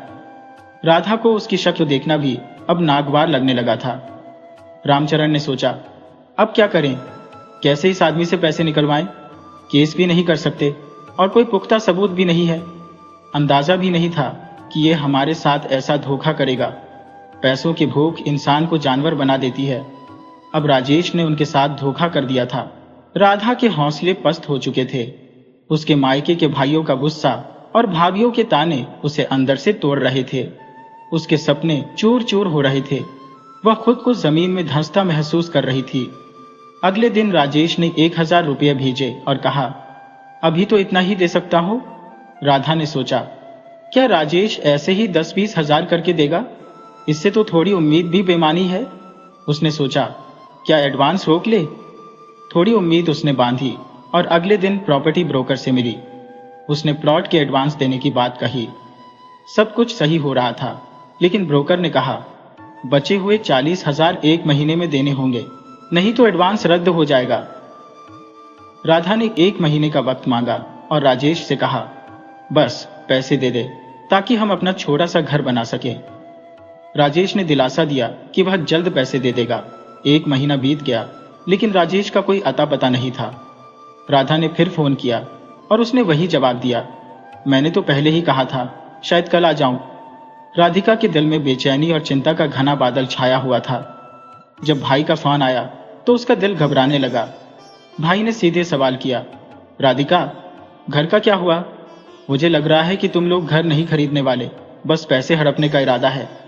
राधिका ने जवाब दिया, नहीं भैया, ऐसा मत कहो, हम बहुत कोशिश कर रहे हैं, जैसे ही अच्छा घर मिलेगा खरीद लेंगे। लेकिन धीरे धीरे 6 महीने गुजर गए। भाई ने तल्खी से कहा, देखता हूं अब और कितना वक्त लगाते हो, और फोन रख दिया। राधिका का दिल मानो किसी पत्थर की तरह भारी हो गया। जब रामचरण घर आया तो उसने सारी बातें सुनी और उसके चेहरे पर भी चिंता की लकीरें गहरी हो गईं। राधिका मशीन की तरह अपने कामों में लगी रहती, लेकिन अंदर से वह टूट चुकी थी। हंसना बोलना बच्चों के साथ भी बंद हो चुका था। बच्चे भी सहमे सहमे रहते थे। वे समझ नहीं पा रहे थे कि घर में यह खामोशी क्यों पसरी हुई है। रामचरण भी राजेश के व्यवहार से अंदर से खिन्न था, पर वह खुद पर कोई इल्जाम नहीं लगाना चाहता था। राधिका ने अपने बच्चों को स्कूल भेजा, रामचरण को दुकान भेजा और रोज के सारे काम निपटा कर राजेश के घर चली गई। उसने तय कर लिया था कि आज वह बिना से सब कुछ साफ साफ कह देगी। वह दरवाजे पर पहुंची, दरवाजा खोला और एक तरफ खड़ी हो गई। अंदर जाते ही उसने देखा कि घर में नया सोफा और शानदार टीवी लगा है।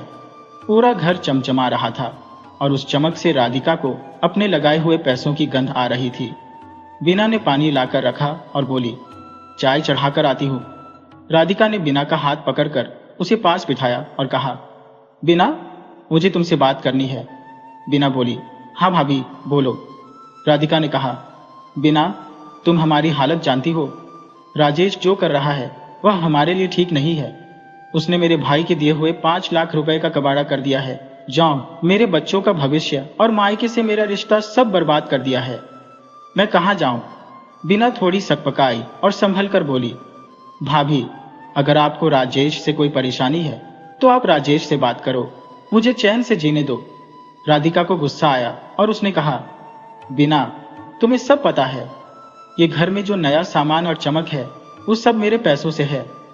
बिना ने अपने रंग बदलते हुए कहा, भाभी, आपको मेरा नया फर्नीचर खटक रहा है और मुझ पर इल्जाम मत लगाओ। आपने मुझे कोई पैसे नहीं दिए। जिनसे बात करनी है उनसे करो। राधिका इससे ज्यादा कुछ बोल नहीं पाई। वह असल में ऐसी बातें सुनने की आदी नहीं थी। वह बेचारी घर लौट आई और अपने कमरे में सो गई। अब उसमें हिम्मत नहीं बची थी। उसके आंसू बह रहे थे और वह उस दिन को कोस रही थी जब पैसे आए थे। उसे अपनी कमजोरी पर भी गुस्सा आ रहा था। पैसे मानते मानते वह खुद को चोर महसूस करने लगी थी। राधिका को एहसास हो रहा था कि पैसों की दुनिया में सचमुच कोई अपना नहीं होता। जिसने उधार लिया वह चोर बन जाता है और जिसने पैसे हड़प लिए वह राजा बन जाता है। राजेश अब पूरी तरह से गायब हो चुका था।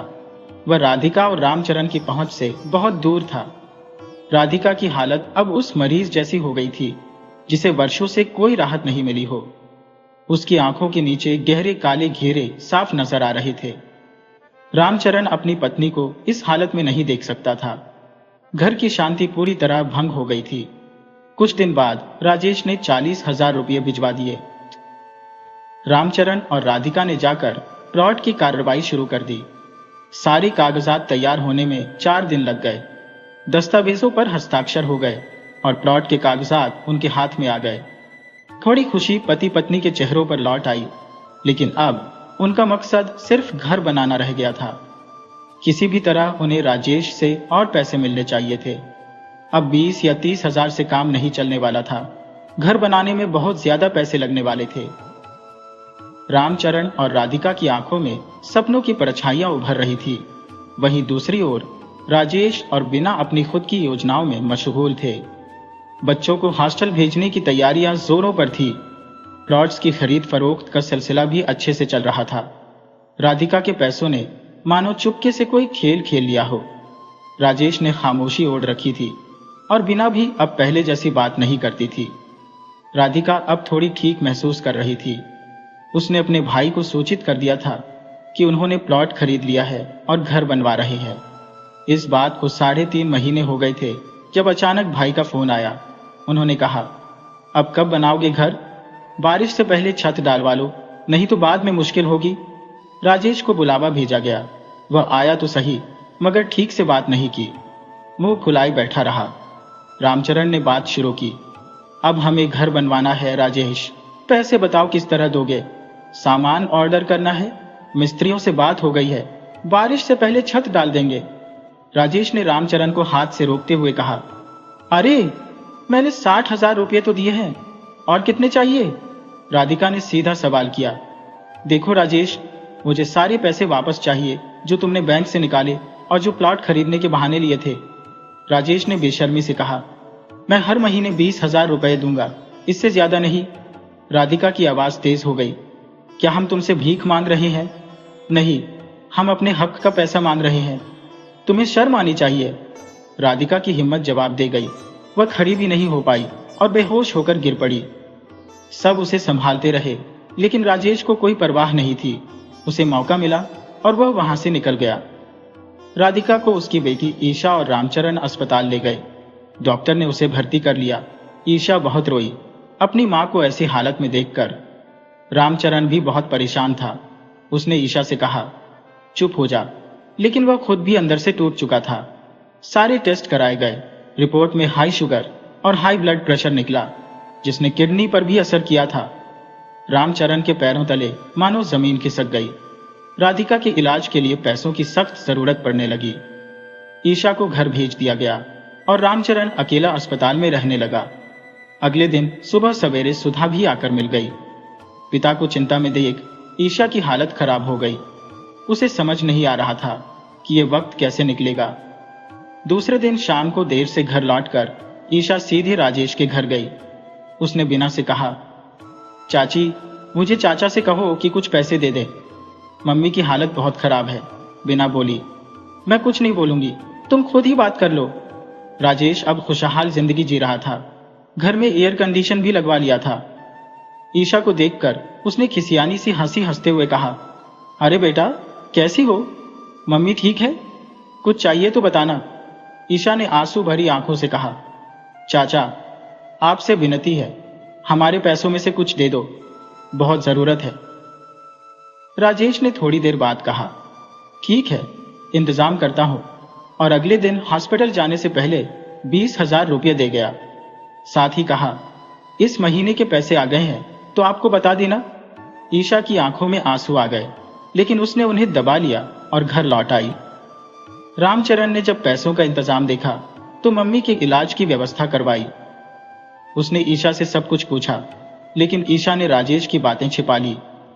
राधिका की शुगर लेवल धीरे धीरे ठीक हो रही थी। 6 दिन बाद उसे अस्पताल से छुट्टी मिली। डॉक्टर ने कहा था कि उसे किसी भी तरह की टेंशन नहीं देनी चाहिए। थोड़ी भी मानसिक दबाव उसकी हालत बिगाड़ सकती है। घर में अब भी तनाव बना हुआ था, लेकिन ईशा ने धीरे धीरे सब कुछ संभाल लिया था। फिर भी उसे यह उम्मीद नहीं थी कि सुधार की कोई किरण जल्द दिखाई देगी। राधा किसी तरह खाना पकाना और नाश्ता बना लेती, लेकिन शाम का भोजन तैयार करना ईशा की जिम्मेदारी थी। कपड़े धोने का काम रामचरण के जिम्मे था, जिसे वह धोकर सुखा देता। ईशा रात को उन्हें प्रेस करके रख देती थी। घर का सिलसिला इसी तरह चल रहा था। राधिका अपने छोटे बच्चों को देखकर तरस जाती, लेकिन उसने तय किया कि खुद को परेशान करके बीमार करने का कोई फायदा नहीं है। अगर उसे कुछ हो गया तो घर बिगड़ जाएगा और किसी का कुछ नहीं बिगड़ेगा। सुधा और उसके भाई साहब ने बच्चों की परवरिश की जिम्मेदारी उठाई थी, लेकिन कभी पूछा नहीं। राधिका को सबने समझाया था कि जेठ की फैमिली की जिम्मेदारी अपने ऊपर मत लो, लेकिन राधा यही कहती, मेरे बच्चे खाए और भाभी के बच्चे भूखे रहें, ये मैं कैसे सह सकती हूँ। आज वही जेठानी थी जो राधिका को पूछती भी नहीं थी। हाँ, जरूरत पड़ने पर हाजिर हो जाती थी, लेकिन बिना सोचे कि बीमारी पर कितना खर्च हुआ होगा। रामचरण जो कमाते वह दोनों घरों की जरूरतों में ही खत्म हो जाता। वही राजेश बड़े आराम से जीवन बिता रहा था। उसे भाई के रिश्ते का कोई मान सम्मान नहीं था। पैसों ने दोनों घरों के बीच दीवार खड़ी कर दी थी। एक ही गली में रहते हुए भी आना जाना बंद हो चुका था। बीना ने भी अपना असली रंग दिखा दिया था। वह पूछने तक नहीं आई। राधा को बहुत सारी बातों का मलाल था, लेकिन उसने खुद को मानसिक उलझनों से दूर रखने का निर्णय किया। उसने सोचा, एक बार मैं ठीक हो जाऊं, फिर देखूंगी। बच्चे भी अपनी मां से चिपके रहते थे। उनकी चिंता थी कि कहीं मां की बीमारी और न बढ़ जाए। राधा का भाई बहुत दिनों से उससे मिलने की इच्छा रखता था। हालात थोड़े संभले तो एक दिन वह आ गया। राधिका ने बड़े मन से खाना बनाया। भाई ने खाना खाकर बहुत प्रशंसा की और बहन को ढेरों आशीर्वाद दिए। दोनों भाई बहन देर तक इधर उधर की बातें करते रहे। रामचरण रात को ही आकर अपने साले से मिले थे, लेकिन वह खुलकर बात नहीं कर पा रहे थे। अमृतलाल को लगता था कि उनकी बहन रामचरण की सरलता के कारण ही दुख झेल रही है। अगली सुबह अमृतलाल ने राजेश से मिलने की बात कही तो रामचरण ने सहमति दे दी। जब अमृतलाल ने राजेश से मुलाकात की तो बिना कोई भूमिका बांधे उन्होंने सीधे सवाल दागा, राजेश, क्या किस्सा है? जो राधा बता रही है वही सच है, क्या तुम्हारे पास कुछ और कहने को है? राजेश थोड़ी देर के लिए हड़बड़ा गया, फिर बोला, भाभी सही कह रही है, मुझसे गलती हुई है। मैंने भाभी के पैसे अपने बिजनेस में लगा दिए, और वह भी बिना पूछे। मैंने सोचा बिजनेस अच्छा चलेगा तो पैसे वापस कर दूंगा, लेकिन घाटा हो गया। नहीं तो मैं ऐसा नहीं हूं। राजेश की यह बातें सबको पता थी कि वह झूठ बोल रहा है, लेकिन अमृतलाल ने सोचा बिना बात बिगाड़े अगर पैसा निकाल लिया जाए तो बढ़िया रहेगा। अगर राजेश को डांटेंगे तो वह और ज्यादा अड़ियल हो जाएगा।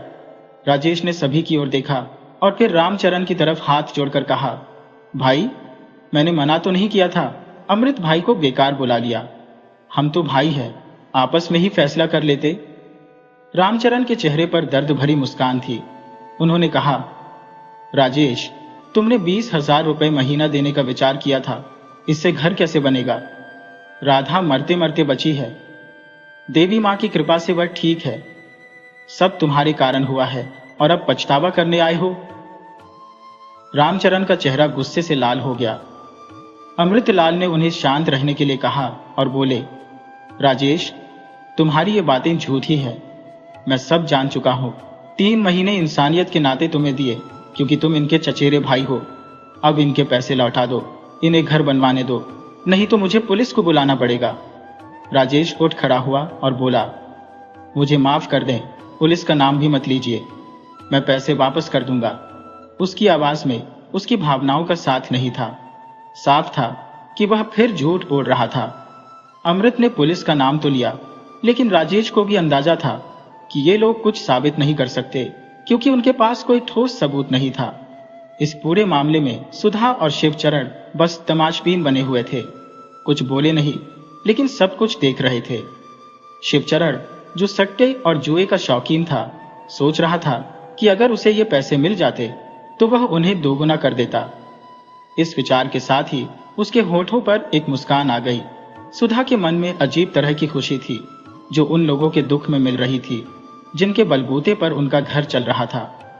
दुनिया में ऐसे लोग भी होते हैं जिन्हें देख ऐसा लगता है कि भगवान ने भी उनसे मुंह मोड़ लिया है। अमृतलाल के घर से जाने के बाद राधिका थोड़ी राहत महसूस कर रही थी। उसे लगने लगा कि अब राजेश किसी न किसी तरह से पैसे दे ही देगा। सुधा और शिवचरण की आपस में भले ही नहीं बनती हो, लेकिन जब भाई भाभी के खिलाफ कुछ करने की बात आती थी तो दोनों एक हो जाते थे। सही कहा है किसी ने, अगर किसी के सामने वाले की बुराई करनी हो तो वो जरूर बोलेगा कि आपने सिर ऊंचा कर लिया, लेकिन कोई भलमनसाहत का तमगा नहीं देगा। यह सोचकर कि पति ने कमाना बंद कर दिया है, राधा ने रामचरण के सामने सब कुछ भुलाकर अपनी जगह समझकर ही अपना जीवन जिया। एक दिन जब रामचरण दुकान नहीं गए थे तो राजेश घर आया। उसके हाथ में एक थैली थी। उसने थैली रामचरण के हाथ में थमा दी और कुछ नाराजगी से बोला, ये लो, 60,000 रुपए हैं। अब 1,20,000 हो गए हैं, बाकी के 3,80,000 भी मैं लौटा दूंगा। लेकिन याद रखना, जिस तरह से आपने अपने साले के सामने मुझे नीचा दिखाया वो मैं नहीं भूलूंगा। और हाँ भैया, इसके बाद आपकी श्रीमती जी से मुझे कोई बात नहीं करनी है। राजेश का गुस्सा साफ छलक रहा था और राधिका को दुख हुआ। जब वो शादी करके आई थी तब राजेश छोटा सा था और आज वह इस तरह से उनके सामने खड़ा था। रामचरण ने बिना कुछ कहे पैसे गिने और फिर उन्हें अलमारी में रख दिया। साथ ही उनके मन में कुछ योजना चल रही थी। सुबह होते ही उन्होंने इंजीनियर को फोन किया और नक्शे बनवाने की बात की। छोटे से घर को बनाने की योजना बनने लगी थी। रामचरण की आंखों में नए घर के सपने साफ दिखाई दे रहे थे। नक्शा पास हो गया और घर बनना शुरू हो गया, लेकिन जल्द ही पैसों की कमी महसूस होने लगी। राजेश को संदेश भिजवाया गया और आश्चर्यजनक रूप से उसने 40,000 रुपये भेज दिए। काम आगे बढ़ने लगा। दीवारें खड़ी हो गईं और फिर से 40,000 रुपये मंगाए गए। अब घर की छत डालने की बारी थी, लेकिन राधिका चिंतित थी कि कितना सीमेंट और लोहा लगेगा। इस चिंता में वह दिन रात घुलती रही। जब घर की छत डाली गई तो राधिका और रामचरण को अपार खुशी हुई। ईशा और बच्चे भी खुशी में आपस में बातें कर रहे थे। राधिका ने अपने भाइयों को भी सूचित किया, जो बहुत खुश हुए। पड़ोस की शांता मिलने आई और बोली, भाभी जाओगे? पास में वीना और राजेश भी जा रहे हैं, सुना है उनका भी घर बन गया है। राधिका एकदम से चौंक गई। क्या बोल रही हो? हमें तो कुछ नहीं पता। शांता बोली, हाँ भाभी, मैं सच कह रही हूँ। राजेश ने सबको बताया है कि वो जल्दी ही मोहल्ला छोड़ रहे हैं। राधिका का मन किसी काम में नहीं लग रहा था। रात को उसने बच्चों की तरह सब कुछ रामचरण को बता दिया। रामचरण बोले, ठीक है, मैं जाकर पूछता हूँ। नहीं, आप हुआ तो नहीं है? रामचरण घर आए तो उनके चेहरे पर गहरी शांति थी। राधिका से उन्होंने कहा, तुम बेकार की चिंता छोड़ो और आराम से बैठो। देखो, मैंने सारा नया सामान जुटाया है। राधिका ने उन पर भरोसे भरी नजरों से देखा, लेकिन दिल में कहीं एक शक का बीज था। रामचरण ने कहा, अरे यकीन करो, वो हमारा अपना खून है। थोड़ा बहक गया था, पर बुरा नहीं है दिल से। राधिका ने मुस्कुराने की कोशिश की, लेकिन मन में संदेह बना रहा। कुछ ही दिन बीते थे कि अचानक ईशा बाहर से दौड़ती हुई आई। उसे देखकर राधिका घबरा गई। क्या हुआ बेटा, इतनी तेजी से क्यों भाग रही हो? ईशा को गले से लगाते हुए राधिका ने पूछा। क्या हुआ, बताओ तो सही, ईशा ने कहा। माँ, आपको पता है, अंकल चले गए। राधिका चौंकी। कौन से अंकल? ईशा बोली। वो पास वाले, राजेश अंकल। घर में ताला लगा हुआ है। राधिका ने समझाने की कोशिश की। बेटा, हो सकता है कहीं गए हों, वापस आ जाएंगे, इसमें डरने की क्या बात है? लेकिन ईशा ने जिद की। नहीं माँ, 3 दिन हो गए हैं, किसी को बताया भी नहीं, रातों रात चले गए। यह सुनकर सुधा भी बाहर आ गई और दोनों स्त्रियां सुनकर अवाक रह गईं। राधिका को तो जैसे जमीन ही खिसक गई हो। वह समझ नहीं पा रही थी कि क्या सही है, क्या गलत। वह भागकर राजेश के घर पहुंची, जहां ताला लगा हुआ था। गेट पर किराए के लिए बोर्ड टंगा हुआ था, जिसमें मकान मालिक का नाम और नंबर लिखा था। राधिका की आंखों से आंसू बह निकले। वह समझ नहीं पा रही थी कि अब क्या करें। विश्वास टूट चुका था। कुछ लाख रुपए के लिए राजेश ने अपने ही घर को छोड़ दिया, अपने खून के रिश्तों को भी नहीं बताया। राधिका चुपचाप पलंग पर गिर पड़ी और आज आंसुओं ने भी उसका साथ छोड़ दिया। आंखें सूख चुकी थी। छत की ओर देखते हुए वह चुपचाप लेटी रही। बच्चे रो रहे थे। दोनों बेटे अपनी मां के पास खड़े थे। ईशा पानी लाई और सुधा और शिवचरण दूसरे कमरे में राजेश की निंदा कर रहे थे। रामचरण को दुकान से बुलाया गया। राधिका मानसिक दबाव में फूट फूट कर रो पड़ी। स्थिति इतनी बिगड़ गई कि उसे संभालना मुश्किल हो गया। रामचरण ने सोचा कि इससे पहले की हालत और बिगड़े, उसे अस्पताल ले जाना चाहिए। वहां डॉक्टर ने बताया कि उसका शुगर लेवल और ब्लड प्रेशर दोनों बढ़ गए हैं। उसे अस्पताल में भर्ती करना पड़ा। डॉक्टरों ने जांच के बाद बताया कि उसकी दोनों किडनियों में थोड़ी थोड़ी क्षति हो चुकी है और एक में पत्थरी भी दिख रही है। लेप्रोस्कोपी का कोई विकल्प नहीं था, इसलिए सर्जरी करनी पड़नी थी। सर्जरी के लिए 2 से 3 लाख रुपए की जरूरत थी, लेकिन रामचरण की किराने की दुकान से इतना पैसा जुटाना मुश्किल था। उधर राजेश अपनी नई सफलता पर खुश था। वह अपने परिवार के साथ एक नए और बड़े घर में बस गया था और बच्चों को अच्छे स्कूल में दाखिला मिल गया था। उसने अपना ट्रांसपोर्ट का बिजनेस शुरू कर दिया था और सब कुछ अच्छा चल रहा था। राधिका का पैसा उसके लिए फायदेमंद साबित हुआ था। उसने किसी से कोई रिश्ता नहीं रखा और अब वह एक नई जिंदगी जी रहा था। इस बीच राधिका की हालत बिगड़ती जा रही थी। वह खाना नहीं खा पा रही थी, भूख मर गई थी और कमजोरी बढ़ गई थी। रामचरण परेशान थे, लेकिन सर्जरी के लिए पैसे जुटाना उनके लिए बड़ा संकट था।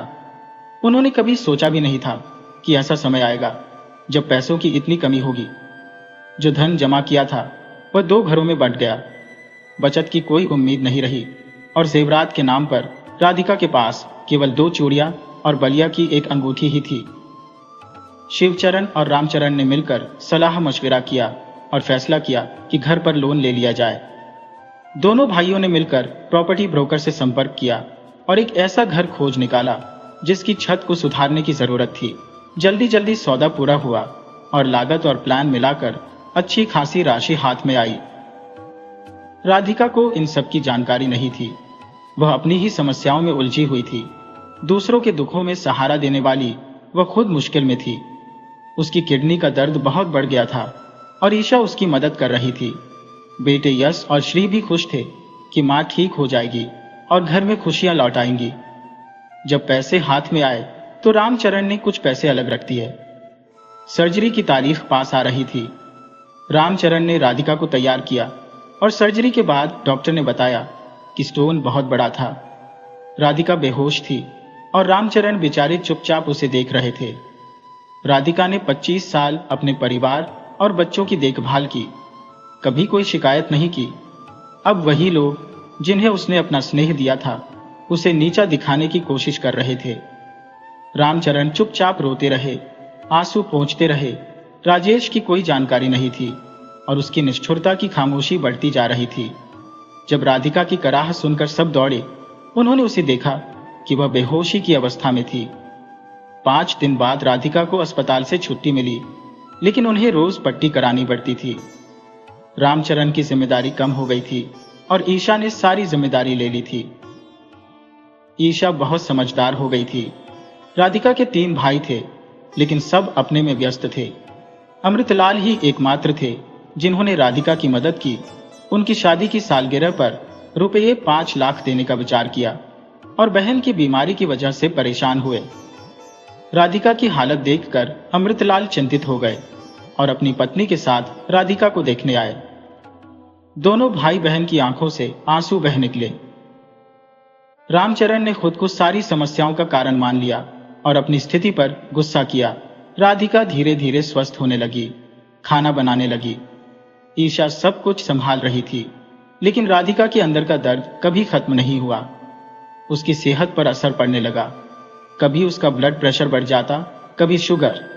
जीवन तालाब की तरह था, बाहर शांत और अंदर हलचल से भरा। उधर राजेश की जिंदगी सुखमय हो गई थी। ट्रांसपोर्ट का व्यवसाय सफल हो रहा था और बच्चों को अच्छे स्कूल मिल गए थे। राजेश ने सब कुछ भुला दिया था और अपनी नई जिंदगी जी रहा था। राधिका की स्थिति को लेकर राजेश ने ध्यान नहीं दिया। एक दिन राधिका के पेट में फिर से भयंकर दर्द हुआ। अस्पताल में फिर से सारे टेस्ट किए गए और पता चला कि किडनी में फिर से स्टोन हो गया है। दूसरी किडनी में भी बहुत खराबी थी। इलाज चल रहा था, लेकिन शरीर इतना कमजोर हो चुका था कि डायलिसिस भी नहीं हो पा रही थी। पहली किडनी में जिसमें स्टोन निकाला गया था, फंगल इन्फेक्शन हो गया था। कुल मिलाकर स्थिति गंभीर थी। जब यह खबर राजेश तक पहुंची तो उसने सुनकर भूलने की कोशिश की। ऊपर वाले के खेल कितने विचित्र है। सभी की दुआएं इस आशा के साथ थी कि राधिका ठीक होकर घर लौटे। ईशा, सुयश और श्री, जो स्वयं भी रामचरण जी की उदासी और अवसाद से ग्रस्त थे, सबने मिलकर साहसिक प्रयास किए। उनकी जीवनधारा अब घर, अस्पताल और दुकान के बीच बह रही थी। डॉक्टर ने रामचरण को स्पष्ट कर दिया था कि राधिका की स्थिति अत्यंत गंभीर है। उसकी बॉडी किसी और की किडनी को स्वीकार नहीं कर सकती, क्योंकि वह अत्यंत कमजोर हो चुकी थी। दोनों किडनियां तेजी से क्षति की ओर बढ़ रही थी। ईशा और दोनों भाइयों को इस विकट स्थिति की जानकारी नहीं थी। रामचरण अकेले इस विशाल बोझ को अपने दिल में छुपाए हुए थे। ईशा को पूरी उम्मीद थी कि उसकी मां ठीक हो जाएंगी, लेकिन उम्मीदें कभी पूरी भी नहीं होती। एक समय ऐसा आया कि राधिका कोमा में चली गई। अस्पताल में 2 दिन कोमा की स्थिति में बिताने के बाद सुधा, जो राधिका से काफी जलती थी, को घर की बागडोर सौंप दी गई। सुधा का अपना बेटा भी अच्छी नौकरी में आ गया था। दोनों भाई भी एक ही कॉलेज में पढ़ने लगे थे। रामचरण अब दुकान जाते थे और सारे काम नौकर करते थे। शिवचरण भी इस दुनिया से चले गए थे। रामचरण का सारा मोह अपने बच्चों में था, जो उनकी राधा की निशानी थी। संस्कारी और बुद्धिमान यश ने बिना दहेज और दिखावे के विवाह किया। यश तेज पढ़ाई में था और जल्दी नौकरी भी लग गई। राधिका की अनुपस्थिति से परिवार दुखी था। खुशी या उदासी में राधिका हमेशा उनकी यादों में जीवित रहती थी। रामचरण अब दुकान से रिटायर हो चुके थे। बेटों ने उनका भरपूर सेवा की और घर नाती पोतियों से भरा रहता था। समय बीत चुका था, वर्ष बीत चुके थे और ईशा को भी चश्मा लग गया था। बच्चे बड़े हो गए थे। एक दिन सुबह सवेरे ईशा के पास फोन आया, जिसे सुनकर वह स्तब्ध रह गई। फोन से सूचना मिली कि राजेश का एकमात्र बेटा अब इस दुनिया में नहीं रहा। उसकी 2 किशोर बेटियां भी थी। दाना पोतियों की जिम्मेदारी राजेश के सिर पर आ गई थी और पत्नी भी बीमार थी। ईशा ने सोचा कि हम दुखी हैं, जो हमारे सारे दुखों के कारण है और जिनकी वजह से हमारी मां को जल्दी ही छीन लिया गया। उसने समझा कि कोई भी चीज बेकार नहीं जाती। अच्छा या बुरा, कफन में जेब नहीं होती। इंसानी मोह माया मरने के बाद बेकार हो जाती है, चाहे कुछ छोड़ा हो या अनंत धन संपत्ति जमा की हो। जब हम अच्छा करते हैं तो मालिक देखता है, और जब अन्याय करते हैं तो वह भी देखता है। आखिरकार हर कर्म का फल मिलता है। राजेश ने जिन बेटों के लिए इतनी मेहनत की, आज उनका जवान बेटा अपनी छोटी बेटियों को छोड़कर स्वर्ग सिधार गया। अब राजेश के सामने पोतियों की जिम्मेदारी और जवान बेटे की कमी का दुख था। राधिका के बच्चे संस्कारी और अच्छी नौकरी में थे। और अपने पिता की सेवा कर रहे थे। राधिका जल्दी काल के गाल में समा गई, लेकिन रामचरण की सेवा भरपूर हो रही थी। दोस्तों, जैसा करोगे वैसा भरोगे। अगर आपको हमारी कहानी पसंद आई हो तो कृपया हमारे चैनल को सब्सक्राइब करें, वीडियो को लाइक करें और शेयर करें।